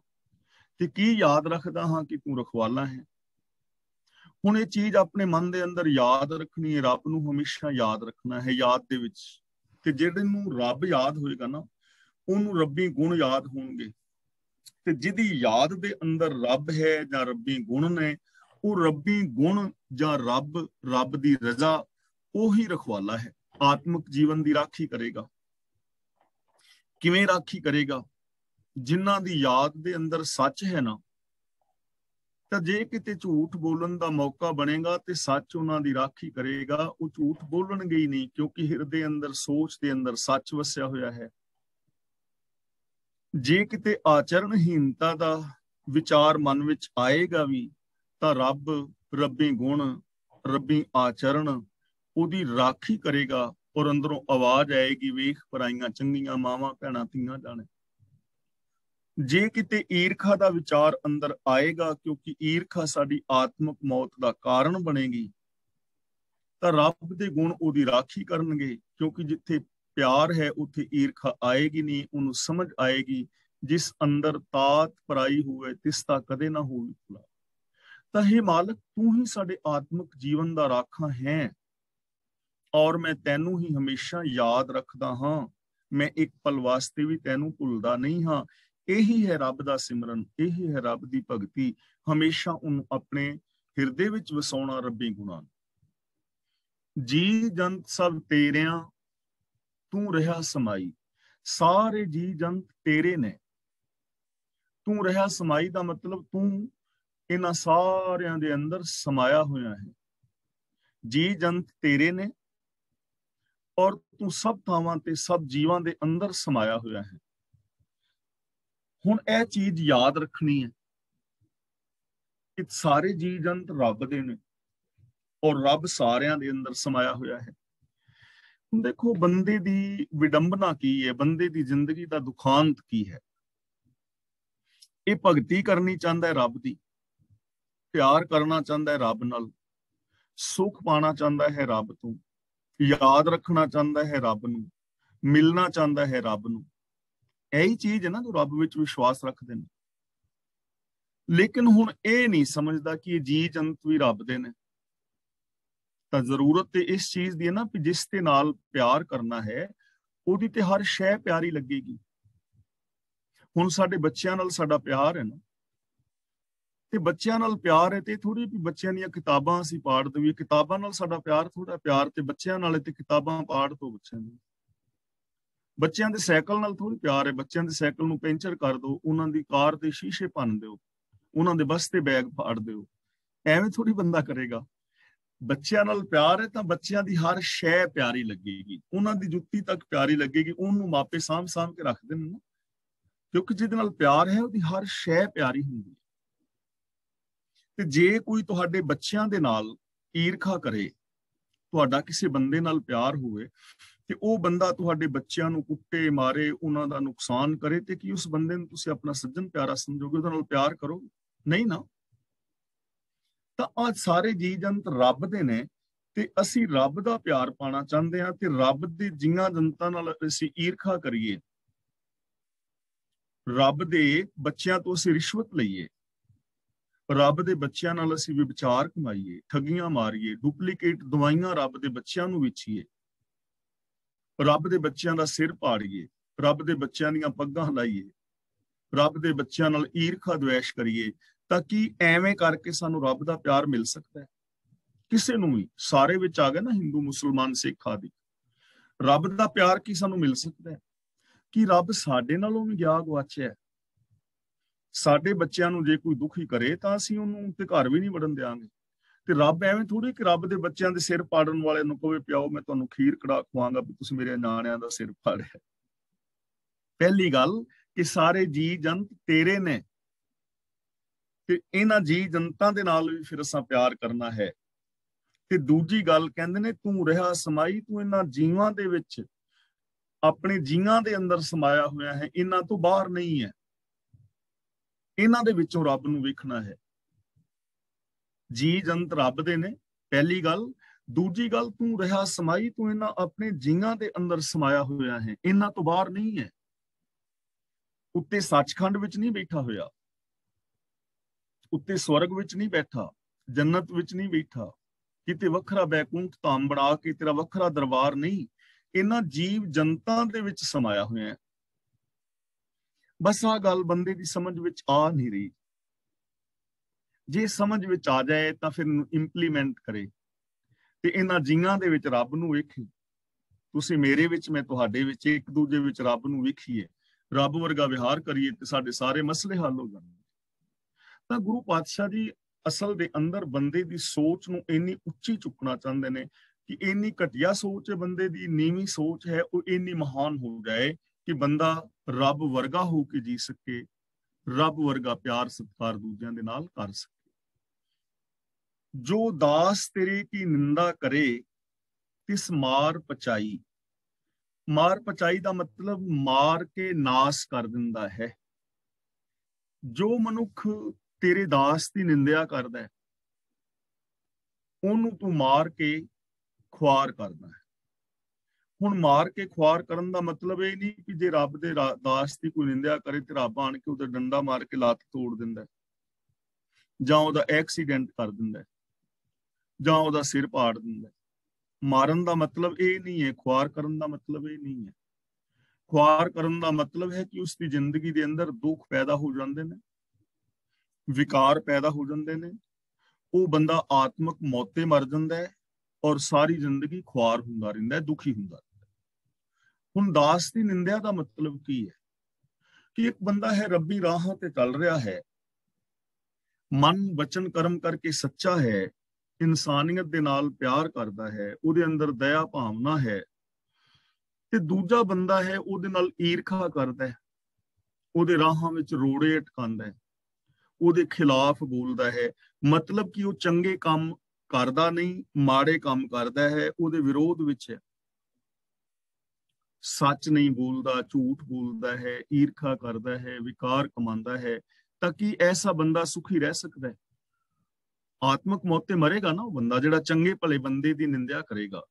2 ਮਿੰਟ ਵਾਸਤੇ ਜਿਵੇਂ ਮੈਂ ਆਮ ਜ਼ਿਆਦਾ ਗੱਲ ਭਗਤ ਪੂਰਨ ਸਿੰਘ ਜੀ ਦੀ ਕਰਦਾ ਹੁੰਦਾ, ਹੁਣ ਜੇ ਕੋਈ ਬੰਦਾ ਭਗਤ ਪੂਰਨ ਸਿੰਘ ਜੀ ਦੇ ਖਿਲਾਫ ਬੋਲੇ ਕਿ ਉਹਨੇ ਤੇ ਯਾਰ ਇਹ ਕੰਮ ਠੀਕ ਨਹੀਂ ਕੀਤਾ ਪਿੰਗਲਵਾੜਾ ਬਣਾ ਕੇ, ਉਹ ਤੇ ਪੈਸੇ ਖਾ ਗਿਆ ਜੀ, ਉਹ ਤੇ ਇਹ ਜੀ, ਤੇ ਉਸ ਬੰਦੇ ਨੂੰ ਤੁਸੀਂ ਕੀ ਸਮਝੋਗੇ? ਕਿ ਐਸੇ ਬੰਦੇ ਦਾ ਕੋਈ ਸਤਿਕਾਰ ਕਰੇਗਾ? ਇੱਕ ਵੀ ਨਹੀਂ ਸਤਿਕਾਰ ਕਰੇਗਾ, ਕਿਉਂਕਿ ਉਹ ਬੰਦਾ ਬੋਲ ਹੀ ਉਹਦੇ ਖਿਲਾਫ ਰਿਹਾ ਨਾ, ਕਿ ਜਿਸ ਦੇ ਅੰਦਰ ਕੋਈ ਦੋਸ਼ ਹੀ ਨਹੀਂ। ਜੇ ਹੁਣ ਕੋਈ ਭਾਈ ਲਾਲੋ ਦੇ ਖਿਲਾਫ ਬੋਲੇ, ਜੇ ਕੋਈ ਭਾਈ ਲਾਲੋ ਦੇ ਖਿਲਾਫ ਬੋਲੇ ਤਾਂ ਉਹਨੂੰ ਕੀ ਸਮਝੋਗੇ ਤੁਸੀਂ ਉਸ ਬੰਦੇ ਨੂੰ? ਕਿ ਉਹ ਬੰਦਾ ਚੰਗਾ ਹੋਵੇਗਾ? ਸਵਾਲ ਹੀ ਨਹੀਂ ਨਾ ਪੈਦਾ ਹੁੰਦਾ। ਤਾਂ ਜੋ ਤੇਰੇ ਪਿਆਰਿਆਂ ਦੀ ਨਿੰਦਿਆ ਕਰਦਾ ਹੈ, ਭਾਵ ਤੇਰੇ ਪਿਆਰਿਆਂ ਦੇ ਖਿਲਾਫ ਬੋਲਦਾ ਹੈ, ਵਿਰੋਧ ਵਿੱਚ ਜਾਂਦਾ ਹੈ, ਉਹ ਇਨਸਾਨ ਆਤਮਿਕ ਮੌਤ ਤੇ ਮਰ ਜਾਂਦਾ ਹੈ ਔਰ ਉਹ ਖੁਆਰ ਹੁੰਦਾ ਹੈ। ਚਿੰਤਾ ਛੱਡ ਅਚਿੰਤ ਰਹੋ, ਨਾਨਕ ਲਗ ਪਾਈ। ਇਹਨੂੰ ਪਾਈ ਨਹੀਂ ਪੜਨਾ, ਪਾਈ। ਪਾਈ ਦਾ ਮਤਲਬ ਪੈਰਾਂ ਤੇ। हे ਨਾਨਕ ਤੂੰ ਵੀ ਚਿੰਤਾ ਛੱਡ ਦੇ ਔਰ ਬੇਫਿਕਰ ਹੋ ਜਾ। ਔਰ ਨਾਨਕ ਲਗ ਪਾਈ ਦਾ ਮਤਲਬ ਪ੍ਰਭੂ ਦੇ ਚਰਨਾਂ ਤੇ ਲੱਗ, ਕਿ ਤੂੰ ਵੀ ਪ੍ਰਭੂ ਦੀ ਚਰਨੀ ਲੱਗ, ਦੁਨੀਆ ਵਾਲੀ ਚਿੰਤਾ ਛੱਡ ਕੇ ਬੇਫਿਕਰ ਹੋ ਜਾ। ਯਾਨੀ ਇਸ ਗੱਲ ਤੋਂ ਬੇਫਿਕਰ ਹੋ ਜਾ ਕਿ ਤੇਰੀ ਕੋਈ ਨਿੰਦਿਆ ਕਰੇਗਾ ਜਾਂ ਤੇਰੀ ਸਿਫਤ ਸਲਾਹ ਕਰੇਗਾ। ਕਿਉਂਕਿ ਜਿਹੜਾ ਇਨਸਾਨ ਐਸੇ ਫਿਕਰਾਂ ਦੇ ਵਿੱਚ ਪਿਆ ਰਹਿੰਦਾ ਨਾ ਵੀ ਲੋਕ ਕੀ ਕਹਿਣਗੇ, ਲੋਕ ਕੀ ਕਹਿਣਗੇ, वो कुछ नहीं कर सकता। आम एक कहावत है ना, सबसे बड़ा रोग क्या कहेंगे लोग। मापे भी कहते ने कुछ कर लो ਚੱਜ ਦਾ ਕੰਮ, ਚਾਰ ਬੰਦੇ ਕੀ ਆਖਣਗੇ। ਹੁਣ ਉਹ ਚਾਰ ਬੰਦੇ ਅੱਜ ਤੱਕ ਨਹੀਂ ਲੱਭੇ ਕਿ ਚਾਰ ਬੰਦੇ ਹੈ ਕਿਹੜੇ ਨੇ, ਜਾਂ ਚਾਰ ਬੰਦੇ ਕੀ ਕਹਿਣਗੇ। ਹੁਣ ਕਿਹੜੇ ਨੇ ਚਾਰ ਬੰਦੇ ਅੱਜ ਤੱਕ ਨਹੀਂ ਲੱਭੇ। ਫਿਰ ਅਖੀਰ ਜਾ ਕੇ ਪਤਾ ਲੱਗਦਾ ਵੀ ਉਹ ਚਾਰ ਬੰਦੇ ਕਿਹੜੇ ਨੇ ਜਿਨ੍ਹਾਂ ਨੇ ਮੋਢੇ ਦੇ ਉੱਤੇ ਬੰਦੇ ਨੂੰ ਚੁੱਕਿਆ ਹੁੰਦਾ ਹੈ, ਤੇ ਉਹ ਕਹਿੰਦੇ ਫਿਰ ਕੀ ਨੇ, ਰਾਮ ਨਾਮ ਸੱਤ ਹੈ। ਚਾਰ ਬੰਦਿਆਂ ਨੇ ਅਖੀਰ ਵਿੱਚ ਇਹੀ ਕਹਿਣਾ, ਹੋਰ ਕੀ ਕਹਿਣਾ। ਬਾਕੀ ਤਾਂ ਲੋਕਾਂ ਨੇ ਕੁਛ ਨਾ ਕੁਛ ਕਹਿੰਦੇ ਹੀ ਰਹਿਣਾ ਨਾ। ਲੋਕ ਤੁਹਾਨੂੰ ਕੀ ਕਹਿੰਦੇ ਨੇ ਇਹਦੇ ਨਾਲ ਕੋਈ ਫਰਕ ਨਹੀਂ ਪੈਂਦਾ। ਤੁਸੀਂ ਰੱਬੀ ਰਜ਼ਾ ਦੇ ਵਿੱਚ ਤੁਰੋ, ਕਿਉਂਕਿ ਜਿਹੜੇ ਲੋਕ ਰੱਬੀ ਰਾਹਾਂ ਤੇ ਤੁਰਨ ਵਾਲਿਆਂ ਦੇ ਵਿਰੋਧ ਵਿੱਚ ਬੋਲਦੇ ਨੇ ਜਾਂ ਉਹ ਵਿਰੋਧੀ ਕਰਮ ਕਰਦੇ ਨੇ ਕੁਦਰਤੀ ਨੇਮਾਂ ਅਨੁਸਾਰ, ਉਹ ਇਨਸਾਨ ਖੁਦ ਪਰੇਸ਼ਾਨ ਹੁੰਦੇ ਨੇ, ਉਹ ਲੋਕ ਆਤਮਿਕ ਮੌਤ ਤੇ ਮਰ ਜਾਂਦੇ ਨੇ। ਇਸ ਲਈ ਇਸ ਗੱਲ ਦੀ ਪਰਵਾਹ ਨਾ ਕਰੋ ਕਿ ਲੋਕ ਤੁਹਾਨੂੰ ਚੰਗਾ ਕਹਿਣਗੇ ਜਾਂ ਮਾੜਾ ਕਹਿਣਗੇ, ਤੁਸੀਂ ਚੰਗੇ ਕੰਮ ਕਰਦੇ ਰਹੋ। ਨਾਨਕ ਲਗ ਪਾਈ ਦਾ ਮਤਲਬ ਰੱਬ ਦੇ ਚਰਨਾਂ ਤੇ ਲੱਗੇ ਰਹੋ, ਰੱਬੀ ਰਜ਼ਾ ਵਿੱਚ ਤੁਰਦੇ ਰਹੋ, ਰੱਬੀ ਗੁਣ ਗਾਉਂਦੇ ਰਹੋ, ਰੱਬੀ ਗੁਣਾਂ ਦੇ ਧਾਰਨੀ ਹੋਏ ਰਹੋ। ਫਿਰ ਕੀ ਹੋਏਗਾ? ਫਿਰ ਤੁਸੀਂ ਚਿੰਤਾ ਤੁਹਾਡੇ ਜੀਵਨ ਵਿੱਚ ਨਹੀਂ ਰਹੇਗੀ, ਤੁਸੀਂ ਬੇਪਰਵਾਹੀ ਵਾਲੀ ਜ਼ਿੰਦਗੀ ਜੀਵੋਗੇ।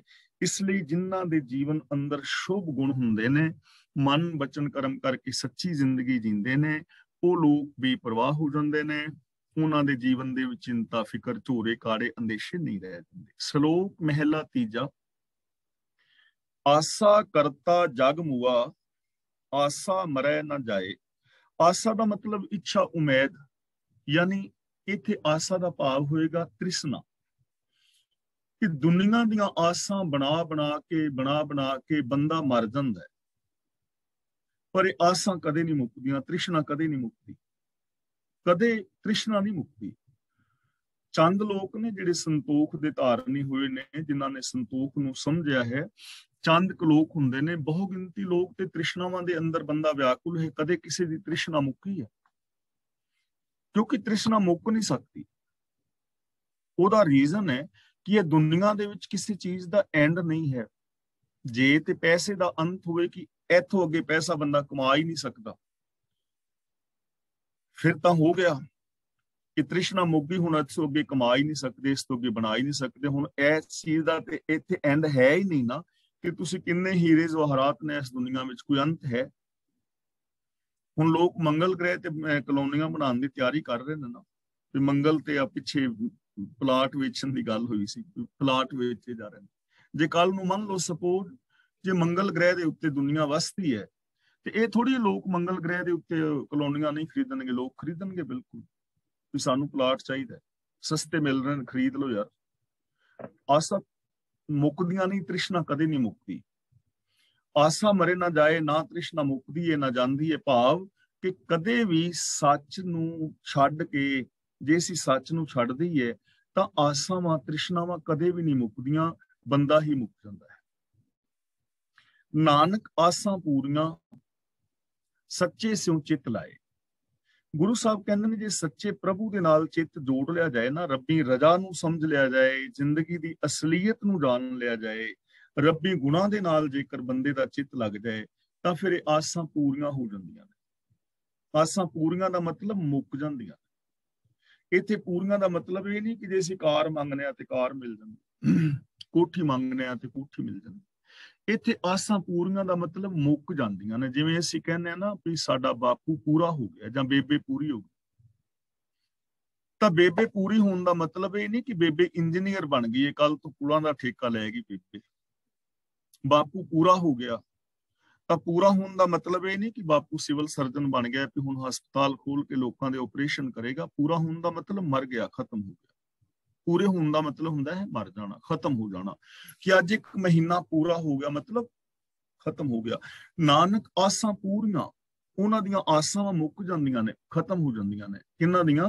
ਸੱਚੇ ਸਿਉ ਚਿੱਤ ਲਾਏ, ਜਿਨ੍ਹਾਂ ਨੇ ਆਪਣਾ ਚਿੱਤ ਸੱਚੇ ਦੇ ਨਾਲ ਲਾ ਲਿਆ, ਰੱਬੀ ਗੁਣਾਂ ਦੇ ਨਾਲ ਜਿਨ੍ਹਾਂ ਦਾ ਚਿੱਤ ਜੁੜ ਗਿਆ, ਜਿਨ੍ਹਾਂ ਨੇ ਜ਼ਿੰਦਗੀ ਦੀ ਅਸਲੀਅਤ ਨੂੰ ਸਮਝ ਲਿਆ, ਫਿਰ ਉਹਨਾਂ ਦੀਆਂ ਤ੍ਰਿਸ਼ਨਾ ਮੁੱਕ ਜਾਂਦੀਆਂ ਨੇ। ਭਾਵ ਕਿ ਉਹਨਾਂ ਦੇ ਜੀਵਨ ਦੇ ਅੰਦਰ ਫਿਰ ਪਾਪ ਵਿਕਾਰ ਆਦਿਕ ਨਹੀਂ ਰਹਿ ਜਾਂਦੇ। ਮਹਿਲਾ ਤੀਜਾ, ਆਸਾ ਮਨਸਾ ਮਰ ਜਾਏ ਸੀ, ਜਿਨ ਕੀਤੀ ਸੋ ਲੈ ਜਾਏ। ਜਿਨ ਕੀਤੀ ਦਾ ਮਤਲਬ ਜਿਨਨੇ ਇਹ ਰਚਨਾ ਰਚੀ ਹੈ, ਸੰਸਾਰ ਸ੍ਰਿਸ਼ਟੀ ਪੈਦਾ ਕੀਤੀ ਹੈ, ਉਹ ਜੇਕਰ ਲੈ ਜਾਏ, ਖਤਮ ਕਰੇ, ਤਾਂ ਆਸਾ ਮਨਸਾ ਮਰ ਸਕਦੀ ਹੈ। ਮਨਸਾ ਮਤਲਬ ਮਨ ਦਾ ਫੁਰਨਾ, ਆਸਾ ਦਾ ਮਤਲਬ ਉਮੀਦਾਂ, ਜਿਨ ਦਾ ਮਤਲਬ ਜਿਸ ਪ੍ਰਭੂ ਨੇ, ਕੀਤੀ ਦਾ ਮਤਲਬ ਇਹ ਸ੍ਰਿਸ਼ਟੀ ਪੈਦਾ ਕੀਤੀ ਹੈ, ਲੈ ਜਾਏ ਦਾ ਮਤਲਬ ਉਹ ਲੈ ਜਾਏ ਜੇਕਰ ਉਹ ਨਾਸ ਕਰੇ। ਜਿਸ ਪ੍ਰਭੂ ਨੇ ਇਹ ਸ੍ਰਿਸ਼ਟੀ ਕਾਇਨਾਤ ਪੈਦਾ ਕੀਤੀ ਹੈ, ਜੇ ਉਹ ਇਹਨਾਂ ਆਸਾ ਮਨਸਾ ਨੂੰ ਲੈ ਜਾਏ, ਮੀਨਸ ਖਤਮ ਕਰੇ, ਤਾਂ ਇਹ ਆਸਾ ਮਨਸਾ ਮੁੱਕ ਸਕਦੀਆਂ ਨੇ। ਹੁਣ ਇਹ ਚੀਜ਼ ਸਮਝਣ ਵਾਲੀ ਹੈ ਕਿ ਜਿਨਨੇ ਕਾਇਨਾਤ ਪੈਦਾ ਕੀਤੀ ਹੈ, ਜੇ ਉਹ ਖਤਮ ਕਰੇ ਤਾਂ ਆਸਾ ਮਨਸਾ ਮੁੱਕ ਸਕਦੀਆਂ ਨੇ। ਤੇ ਉਹਨੇ ਖਤਮ ਕਿਵੇਂ ਕਰਨਾ ਹੈ, ਸ੍ਰਿਸ਼ਟੀ ਨੂੰ ਕਿਵੇਂ ਚਲਾ ਰਿਹਾ ਹੈ? ਇਹ ਸ੍ਰਿਸ਼ਟੀ ਸਾਰੀ ਚੱਲ ਰਹੀ ਨਾ ਹੁਕਮ ਅੰਦਰ। ਹੁਕਮੀ ਹੋਣ ਆਕਾਰ, ਹੁਕਮ ਨਾ ਕਿਹਾ ਜਾਈ, ਅਸੀਂ ਇਹ ਚੀਜ਼ਾਂ ਵਿਚਾਰ ਚੁੱਕੇ ਹਾਂ। ਤੇ ਜੇ ਬੰਦਾ ਰੱਬੀ ਹੁਕਮ ਨੂੰ ਸਮਝ ਲਵੇ, ਰੱਬੀ ਹੁਕਮ ਅਨੁਸਾਰ ਜ਼ਿੰਦਗੀ ਜੀਵੇ, ਸਚਾਈ ਨੂੰ ਸਮਝੇ, ਤਾਂ ਇਹ ਆਸਾ ਮਨਸਾ ਮੁੱਕ ਸਕਦੀਆਂ ਨੇ। ਸਚਾਈ ਨੂੰ ਸਮਝਣ ਤੋਂ ਬਿਨਾਂ ਨਹੀਂ, ਰੱਬੀ ਗੁਣਾਂ ਦੇ ਧਾਰਨੀ ਹੋਣ ਤੋਂ ਬਿਨਾਂ ਨਹੀਂ। ਜੇ ਰੱਬੀ ਗੁਣਾਂ ਦੇ ਧਾਰਨੀ ਹੋਈਏ ਤਾਂ ਸਾਡੀਆਂ ਆਸਾਂ ਮਨਸਾਂ ਮੁੱਕ ਸਕਦੀਆਂ ਨੇ। ਭਾਵ ਸਾਡਾ ਵਿਕਾਰਾਂ ਤੇ ਕੰਟਰੋਲ ਹੋ ਸਕਦਾ ਹੈ, ਅਸੀਂ ਸੱਚੀ ਜ਼ਿੰਦਗੀ ਜੀ ਸਕਦੇ ਹਾਂ, ਸਾਡੇ ਅੰਦਰ ਸੰਤੋਖ ਆ ਸਕਦਾ ਹੈ, ਪਿਆਰ ਮੁਹੱਬਤ ਆ ਸਕਦਾ ਹੈ, ਤ੍ਰਿਸ਼ਨਾ ਪਾਪ ਵਿਕਾਰ ਮੁੱਕ ਸਕਦੇ ਨੇ। ਨਾਨਕ ਨਿਹਚਲ ਕੋ ਨਹੀਂ, ਬਾਝੋਂ ਹਰ ਕੇ ਨਾਏ। ਗੁਰੂ ਪਾਤਸ਼ਾਹ ਜੀ ਕਹਿੰਦੇ ਨੇ ਫਿਰ ਇਹ ਯਕੀਨ ਹੋ ਜਾਂਦਾ ਹੈ, ਬਾਝੋਂ ਹਰ ਕੇ ਨਾਏ। ਨਾਏ ਦਾ ਮਤਲਬ ਨਾਮ ਯਾਨੀ ਹੁਕਮ। ਰੱਬ ਦੇ ਹੁਕਮ ਤੋਂ ਬਿਨਾਂ ਇਸ ਦੁਨੀਆ ਦੇ ਉੱਤੇ ਕੋਈ ਵੀ ਥਿਰ ਚੀਜ਼ ਨਹੀਂ ਹੈ। ਯਾਨੀ ਰੱਬੀ ਗੁਣ, ਰੱਬੀ ਰਜ਼ਾ ਪਾਣਾ ਇੱਥੇ ਥਿਰ ਹੈ। ਰੱਬੀ ਹੁਕਮ ਤੋਂ ਬਿਨਾਂ ਕੋਈ ਵੀ ਚੀਜ਼ ਥਿਰ ਨਹੀਂ ਹੈ। ਯਾਨੀ ਜੇ ਅਸੀਂ ਰੱਬੀ ਹੁਕਮ ਵਿੱਚ ਜ਼ਿੰਦਗੀ ਨਹੀਂ ਜੀਂਦੇ ਤਾਂ ਅਸੀਂ ਆਤਮਿਕ ਜੀਵਨ ਨਹੀਂ ਜੀ ਸਕਦੇ। ਜੋ ਰੱਬੀ ਹੁਕਮ ਮੁਤਾਬਕ ਜ਼ਿੰਦਗੀ ਨਹੀਂ ਜੀਵੇਗਾ ਉਹ ਆਤਮਿਕ ਮੌਤੇ ਮਰ ਜਾਏਗਾ। ਜੋ ਸੱਚ ਨਾਲ ਨਹੀਂ ਜੁੜਦਾ, ਦਇਆ ਨਾਲ ਨਹੀਂ ਜੁੜਦਾ, ਕਿਉਂਕਿ ਇਹ ਸ਼ੁਭ ਗੁਣ ਹੀ ਆਤਮਿਕ ਜੀਵਨ ਦੇਣ ਵਾਲੇ ਨੇ। ਇਹਨਾਂ ਕਰਕੇ ਹੀ ਬੰਦੇ ਵਿੱਚ ਇਨਸਾਨੀਅਤ, ਖੁਸ਼ੀ, ਖੇੜਾ ਬਣਿਆ ਰਹਿੰਦਾ ਹੈ। ਤੇ ਜੇਕਰ ਇਹ ਗੁਣ ਹੀ ਬੰਦੇ ਵਿੱਚ ਨਾ ਹੋਣ ਤਾਂ ਉਹ ਬੰਦਾ ਆਤਮਿਕ ਮੌਤੇ ਵੀ ਮਰੇਗਾ, ਉਹ ਪਰੇਸ਼ਾਨ ਵੀ ਹੋਏਗਾ, ਉਹ ਦੁਖੀ ਵੀ ਹੋਏਗਾ। ਪੌੜੀ, ਆਪੇ ਜਗਤ ਉਪਾਇਓਨ ਕਰ ਪੂਰਾ ਥਾਟ। ਥਾਟ ਦਾ ਮਤਲਬ ਹੁੰਦਾ ਹੈ ਠਾਟ, ਯਾਨੀ ਸਾਜ, ਯਾਨੀ ਸਮਾਜ, ਸਮਾਨ, ਯਾਨੀ ਬਣਤਰ, ਬਣਾਵਟ। ਇੱਥੇ ਥਾਟ ਦਾ ਮਤਲਬ ਬਣਤਰ, ਬਣਾਵਟ। ਪੂਰਾ ਦਾ ਮੁਕੰਮਲ, ਪੂਰਾ ਦਾ ਮਤਲਬ ਮੁਕੰਮਲ, ਜਿਹਦੇ ਅੰਦਰ ਕੋਈ ਕਮੀ ਨਾ ਹੋਵੇ ਉਹਨੂੰ ਕਹਿੰਦੇ ਨੇ ਪੂਰਾ ਹੈ, ਜਿਹਦੇ ਵਿੱਚ ਕੋਈ ਕਮੀ ਨਹੀਂ। ਉਪਾਇਨ ਦਾ ਮਤਲਬ ਪੈਦਾ ਕੀਤਾ, ਆਪੇ ਦਾ ਮਤਲਬ ਆਪ ਹੀ। ਤਾਂ ਆਪ ਹੀ ਮੁਕੰਮਲ ਬਣਤਰ ਬਣਾ ਕੇ ਪ੍ਰਭੂ ਨੇ ਜਗਤ ਪੈਦਾ ਕੀਤਾ ਹੈ। ਆਪਣੇ ਤੋਂ ਪੈਦਾ ਕੀਤਾ ਹੈ, ਆਪ ਪੈਦਾ ਕੀਤਾ ਹੈ। ਔਰ ਪੂਰਾ ਥਾਟ ਦਾ ਮਤਲਬ ਪੂਰੀ ਬਣਤ ਬਣਾ ਕੇ ਜਿਹਦੇ ਅੰਦਰ ਕੋਈ ਕਮੀ ਨਹੀਂ। ਜਿਹਦੇ ਅੰਦਰ ਕੋਈ ਊਣਤਾਈ ਨਹੀਂ, ਜਿਹਦੇ ਅੰਦਰ ਕੋਈ ਦੋਸ਼ ਨਹੀਂ, ਉਕਾਈ ਤੋਂ ਰਹਿਤ ਹੈ ਇਹ ਸੰਸਾਰ, ਔਰ ਇਸ ਸੰਸਾਰ ਵਿੱਚ ਕੋਈ ਵੀ ਉਕਾਈ ਨਹੀਂ ਹੈ। ਹਾਂ, ਇਹ ਗੱਲ ਵੱਖਰੀ ਹੈ ਕਿ ਸਾਨੂੰ ਕੋਈ ਚੀਜ਼ ਸਮਝ ਨਹੀਂ ਆਉਂਦੀ, ਅਸੀਂ ਸੱਚਾਈ ਨੂੰ ਨਾ ਸਮਝ ਪਾਈਏ ਤਾਂ ਉਹ ਸਾਡੀ ਪ੍ਰੋਬਲਮ ਹੋ ਸਕਦੀ। ਅਸੀਂ ਆਪਣੀ ਜ਼ਿੰਦਗੀ ਵਿੱਚ ਉਕਾਈਆਂ ਕਰੀਏ, ਸੱਚਾਈ ਨੂੰ ਜਾਣਬੁੱਝ ਕੇ ਇਗਨੋਰ ਕਰ ਦਈਏ, ਉਹ ਸਾਡੀ ਪ੍ਰੋਬਲਮ ਹੋ ਸਕਦੀ ਹੈ। ਪਰ ਜਗਤ ਦੇ ਅੰਦਰ ਕੋਈ ਉਕਾਈ ਨਹੀਂ ਹੈ। ਜੇਕਰ ਅਸੀਂ ਸੰਸਾਰ ਨੂੰ, ਆਪਣੇ ਜੀਵਨ ਨੂੰ, ਪਦਾਰਥਾਂ ਨੂੰ ਸਹੀ ਢੰਗ ਦੇ ਨਾਲ ਵਰਤਦੇ ਹਾਂ ਤਾਂ ਸਾਡੇ ਜੀਵਨ ਦਾ ਰਿਜ਼ਲਟ ਬਿਲਕੁਲ ਸਹੀ ਨਿਕਲਦਾ ਹੈ। ਪਰ ਜੇ ਇਹਨਾਂ ਨੂੰ ਅਸੀਂ ਗਲਤ ਢੰਗ ਦੇ ਨਾਲ ਵਰਤਾਂਗੇ ਤਾਂ ਰਿਜ਼ਲਟ ਗਲਤ ਆਏਗਾ। ਫਾਰ ਐਗਜ਼ਾਮਪਲ, ਤੁਸੀਂ ਆਪਣੇ ਕੈਲਕੂਲੇਟਰ ਦੇ ਅੰਦਰ 3 ਨੂੰ 3 ਦੇ ਨਾਲ ਗੁਣਾ ਕਰਨਾ ਹੈ। 3 ਗੁਣਾ 3, ਅੱਗੇ ਉੱਤਰ ਆਏਗਾ 9। 3 ਗੁਣਾ 3 ਬਰਾਬਰ ਉੱਤਰ ਆਇਆ 9। ਪਰ ਤੁਸੀਂ 3 ਗੁਣਾ 3 ਕੀਤਾ ਤੇ ਉੱਤਰ ਆ ਗਿਆ 0। ਉੱਤਰ 0 ਆ ਗਿਆ ਤਾਂ ਇਹਦਾ ਮਤਲਬ ਤੁਹਾਡਾ ਕੈਲਕੂਲੇਟਰ ਖਰਾਬ ਹੈ ਨਾ। ਸਿਰ ਹਿਲਾ ਕੇ ਦੱਸੋਗੇ ਖਰਾਬ ਹੈ ਨਾ ਫਿਰ ਕੈਲਕੂਲੇਟਰ। ਅਸਲ ਵਿੱਚ ਕੈਲਕੂਲੇਟਰ ਖਰਾਬ ਨਹੀਂ ਹੈ, ਤੁਸੀਂ ਉਹਦੇ ਵਿੱਚ ਇਨਫੋਰਮੇਸ਼ਨ ਗਲਤ ਦੇ ਦਿੱਤੀ ਹੈ। 3 ਗੁਣਾ 3 ਰਿਜ਼ਲਟ ਤੇ ਚਾਹੁੰਦੇ ਹੋ ਗੁਣਾ ਵਾਲਾ, ਲੇਕਿਨ ਤੁਸੀਂ ਗੁਣਾ ਦੀ ਜਗ੍ਹਾ ਤੇ ਮਾਈਨਸ ਦੇ ਉੱਤੇ ਕਲਿੱਕ ਕਰ ਦਿੱਤਾ ਤੇ ਮਾਈਨਸ ਤੇ ਕਲਿੱਕ ਕਰਨ ਕਰਕੇ ਰਿਜ਼ਲਟ ਆ ਰਿਹਾ ਹੈ 0।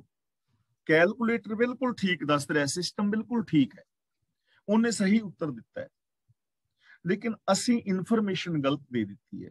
जैसी इन्फॉर्मेशन दोगे उत्तर वैसा आएगा। कैलकुलेटर का सिस्टम बिल्कुल ठीक है, सिस्टम में कोई कमी नहीं, पर साडी इन्फॉर्मेशन गलत करके गलत उत्तर आ रहा।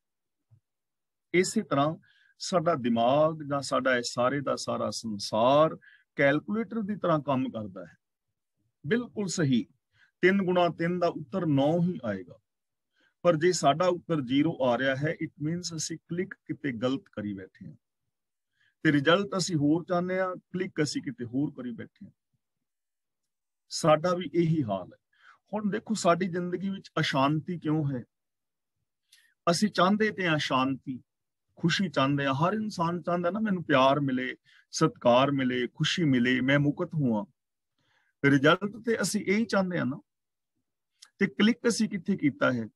ਈਰਖਾ ਤੇ, ਦੁਆਸ਼ ਤੇ, ਵੈਰ ਵਿਰੋਧ ਤੇ, ਝੂਠ ਤੇ। ਹੁਣ ਰਿਜ਼ਲਟ ਆ ਰਿਹਾ ਹੈ ਅਸ਼ਾਂਤੀ ਤੇ ਅਸੀਂ ਸੋਚ ਰਹੇ ਹਾਂ ਸ਼ਾਇਦ ਸਾਡੀ ਕਿਸਮਤ ਮਾੜੀ ਜਾਂ ਕੁਛ ਮਾੜਾ। ਕੁਛ ਮਾੜਾ ਨਹੀਂ, ਸਿਸਟਮ ਬਿਲਕੁਲ ਠੀਕ ਹੈ, ਰਿਜ਼ਲਟ ਬਿਲਕੁਲ ਕਰੈਕਟ ਆ ਰਿਹਾ ਹੈ, ਕਲਿੱਕ ਗਲਤ ਥਾਂ ਤੇ ਕਰੀ ਬੈਠੇ। ਈਰਖਾ, ਦੁਆਸ਼, ਵੈਰ ਵਿਰੋਧ ਦੀ ਜੇ ਇਨਫੋਰਮੇਸ਼ਨ ਅੰਦਰ ਦੋਗੇ ਨਾ ਤਾਂ ਆਊਟਪੁੱਟ ਦੁੱਖ ਔਰ ਅਸ਼ਾਂਤੀ ਆਏਗੀ। ਇਸ ਲਈ ਜੇ ਆਊਟਪੁੱਟ ਸੁੱਖਾਂ ਦਾ, ਸ਼ਾਂਤੀ ਦਾ ਲੈਣਾ ਚਾਹੁੰਦੇ ਹੋ ਤਾਂ ਆਪਣੇ ਅੰਦਰ सबकॉन्शियस ਦੇ ਅੰਦਰ ਸਤ, ਸੰਤੋਖ, ਦਇਆ, ਧਰਮ ਪਾਓ, ਰਿਜ਼ਲਟ ਬਿਲਕੁਲ ਠੀਕ ਆਏਗਾ। ਹੁਣ ਸਾਡੀ ਜ਼ਿੰਦਗੀ ਦਾ ਜੋ ਰਿਜ਼ਲਟ ਨਿਕਲ ਰਿਹਾ ਹੈ ਉਹਦੇ ਵਿੱਚ ਕੋਈ ਊਣਤਾ ਹੀ ਨਹੀਂ ਹੈ, ਰੱਬ ਦੇ ਸਿਸਟਮ ਵਿੱਚ ਕੋਈ ਕਮੀ ਨਹੀਂ ਹੈ, ਬਿਲਕੁਲ ਠੀਕ ਰਿਜ਼ਲਟ ਆ ਰਿਹਾ ਹੈ, ਪਰ ਅਸੀਂ ਅੰਦਰ ਕਲਿੱਕ ਗਲਤ ਕਰੀ ਬੈਠੇ ਹਾਂ। ਸਾਡੀ ਵਰਤੋਂ ਗਲਤ ਹੈ, ਅਸੀਂ ਕੈਲਕੂਲੇਟਰ ਨੂੰ ਗਲਤ ਵਰਤ ਰਹੇ ਹਾਂ। ਤਾਂ ਗੁਰੂ ਪਾਤਸ਼ਾਹ ਜੀ ਕਹਿੰਦੇ ਨੇ, हे ਪ੍ਰਭੂ ਤੂੰ ਪੂਰੀ ਬਣਤਰ ਬਣਾ ਕੇ ਇਸ ਜਗਤ ਨੂੰ ਆਪ ਪੈਦਾ ਕੀਤਾ ਹੈ। आपे शाह, आपे वणजारा, आपे ही हर हाट। वणजारा का मतलब व्यापारी, हाट का मतलब हठ जिथे सौदा हो रहा है। प्रभु आप ही शाहूकार है, आप ही वणजारा है और आप ही संसार रूप हट्टी है, मतलब आप ही पसरिया होया है।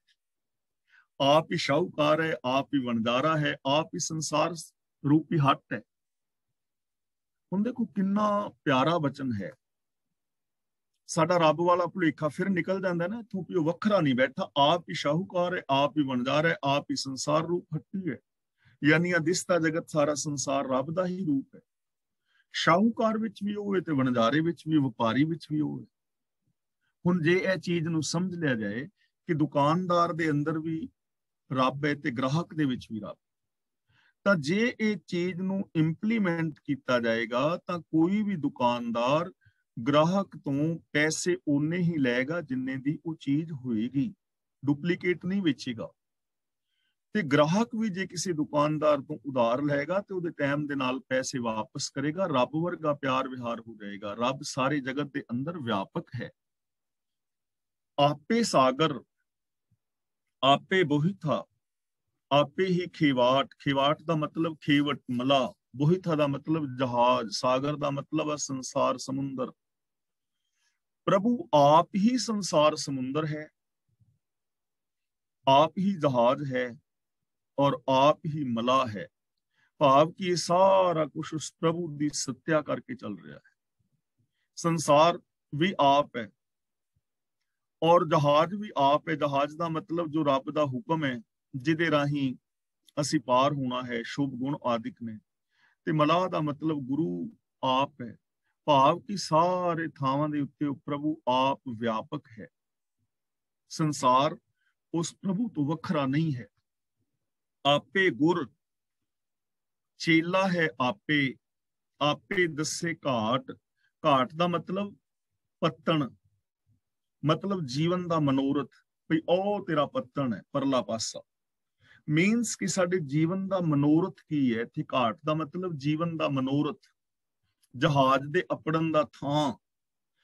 ਤਾਂ ਪ੍ਰਭੂ ਆਪ ਹੀ ਗੁਰੂ ਹੈ, ਆਪ ਹੀ ਚੇਲਾ ਹੈ। ਭਾਵ ਗੁਰੂ ਦੇ ਵਿੱਚ ਵੀ ਰੱਬ ਵਸਦਾ ਹੈ ਤੇ ਸਿੱਖ ਵਿੱਚ ਵੀ ਰੱਬ ਵਸਦਾ ਹੈ। ਆਪੇ ਦੱਸੇ ਘਾਟ, ਤੇ ਆਪ ਹੀ ਉਹ ਜੀਵਨ ਦਾ ਪੱਤਣ ਵਿਖਾ ਰਿਹਾ ਹੈ। ਭਾਵ ਜੀਵਨ ਦਾ ਮਨੋਰਥ ਦੱਸ ਰਿਹਾ ਹੈ। ਪ੍ਰਭੂ ਸਰਬ ਵਿਆਪਕ ਹੈ, ਗੁਰੂ ਵਿੱਚ ਵੀ ਹੈ, ਸਿੱਖ ਵਿੱਚ ਵੀ ਹੈ, ਔਰ ਗੁਰੂ ਰੂਪ ਹੋ ਕੇ ਆਪ ਹੀ ਜੀਵਨ ਦਾ ਮਨੋਰਥ ਦੱਸ ਰਿਹਾ ਹੈ ਕਿ ਸਚਿਆਰ ਹੋਣਾ ਹੀ ਜੀਵਨ ਦਾ ਮਨੋਰਥ ਹੈ। ਜਨ ਨਾਨਕ ਨਾਮ ਧਿਆਏ ਤੂੰ, ਸਭ ਕਿਲਵਿਖ ਕਾਟ। ਕਾਟ ਦਾ ਮਤਲਬ ਕੱਟ ਦੇ, ਖਤਮ ਕਰ ਲੈ। ਕਿਲਵਿਖ ਦਾ ਮਤਲਬ ਪਾਪ, ਧਿਆਏ ਦਾ ਮਤਲਬ ਯਾਦ ਰੱਖ, ਇੰਪਲੀਮੈਂਟ ਕਰ। ਨਾਮ ਦਾ ਮਤਲਬ ਹੁਕਮ। ਤਾਂ ਹੇ ਨਾਨਕ, ਉਸ ਪ੍ਰਭੂ ਦੇ ਹੁਕਮ ਨੂੰ ਤੂੰ ਯਾਦ ਰੱਖ, ਰੱਬੀ ਹੁਕਮ ਦੇ ਅੰਦਰ ਚੱਲ। ਸਭ ਕਿਲਵਿਖ ਕਾਟ ਦਾ ਮਤਲਬ ਆਪਣੇ ਸਾਰੇ ਪਾਪ ਦੂਰ ਕਰ ਲੈ। ਯਾਨੀ ਰੱਬੀ ਰਜ਼ਾ ਦੇ ਵਿੱਚ ਤੁਰਨ ਨਾਲ, ਰੱਬੀ ਸਿਫਤ ਸਲਾਹ ਕਰਨ ਦੇ ਨਾਲ ਸਾਰੇ ਪਾਪ ਖਤਮ ਹੋ ਸਕਦੇ ਨੇ। ਇਹ ਪੋਸੀਬਿਲਿਟੀ ਹੈ, ਇਹ ਸੰਭਾਵਨਾ ਹੈ, ਇਹ ਜੀਵਨ ਦੀ ਇੱਕ ਮਹਾਨ ਵੱਡੀ ਸੱਚਾਈ ਹੈ। ਔਰ ਇਹਨਾਂ ਚੀਜ਼ਾਂ ਨੂੰ ਪਰਖੋ, ਆਪਣਾ ਨਿਰਣਾ ਕਰੋ।